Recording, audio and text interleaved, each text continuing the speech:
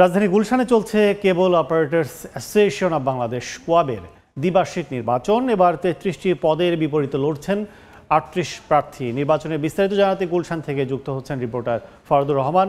সরাসরি যাচ্ছি তার কাছে।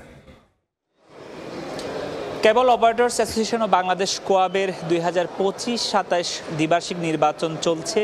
আমরা সকাল ৯টা থেকে দেখেছি যে নির্বাচনের ভোট গ্রহণ শুরু হয়েছে এবং তারপর থেকে অনবরত ভোট গ্রহণ চলছে। সেটি চলবে বিকাল ৪টা পর্যন্ত। এখন পর্যন্ত যেটি দেখতে পাচ্ছি আমরা, অন্তত ২৫% ভোট ইতিমধ্যে গ্রহণ করা সম্পন্ন হয়েছে।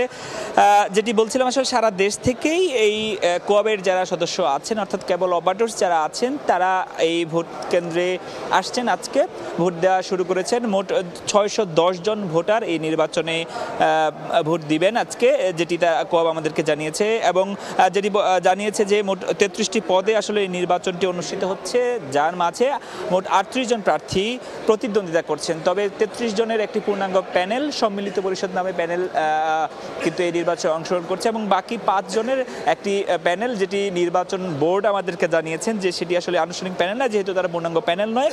তবে ৫ জন তারা প্রতিদ্বন্দ্বিতা করছেন। এই নির্বাচন আসলে কোয়াবের এই আগামী ২ বছরের জন্য এই নির্বাচন অনুষ্ঠিত হচ্ছে এবং তারপরেই আসলে এই নির্বাচন শেষের পরে আগামী ২৮ তারিখে আরও একটি নির্বাচন হবে।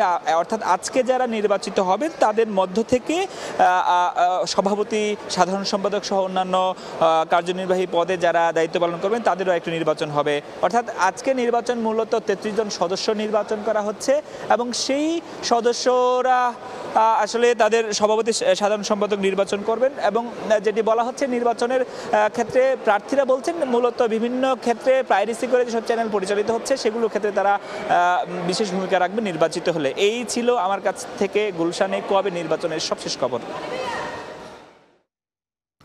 কোয়াবের দ্বিবার্ষিক নির্বাচনে ভোট গ্রহণের খবর জানতে এতক্ষণ সরাসরি ছিলাম গুলশানে।